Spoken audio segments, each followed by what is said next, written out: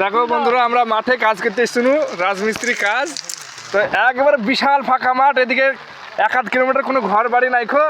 আমরা সিমেন্ট টিমেন্ট সব নিয়ে এসেছি, আর একটা ভাগ্যিস পলাথিন নিয়ে এসেছি না, এই পানি আর সেই পানি। আমরা সবাই পলাথিনের মধ্যে এখন লুকিয়ে আছি। কি কি যে যাবো বাড়ি ঘরে ঠিক পাচ্ছি নি, বহুত দূরে। দেখছো তোমরা, দেখতে পাচ্ছ কোনো গ্রাম নাই এদিকে, খাল আর কি পানি হচ্ছে।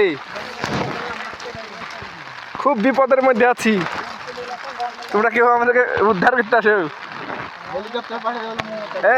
তুমি কিছু বলে তো, বলে লাও।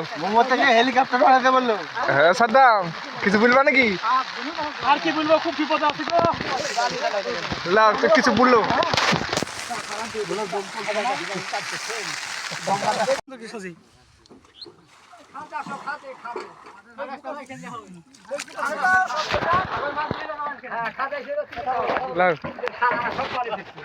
তাহলে কি করছেন গো? আরে সর্বনাশ, এই খাদে এত পানি কি করে থাকলেন গো আপনারা? হ্যাঁ, সর্বনাশ, গোটা মাঠ ডুবি ফেলালেন পানিতে। হবে কি কাজ? আরে ধস নামছে তো। আর তলে কাজ তো মনে হয় কি পারবেন না গো করতে। কি বলেন তা হই হবে? হবে যাবে, এলা হয়ে যাবে, আজকে কাজ হয়ে যাবে। ওরা ওখানে রড বানছে মনে হয়।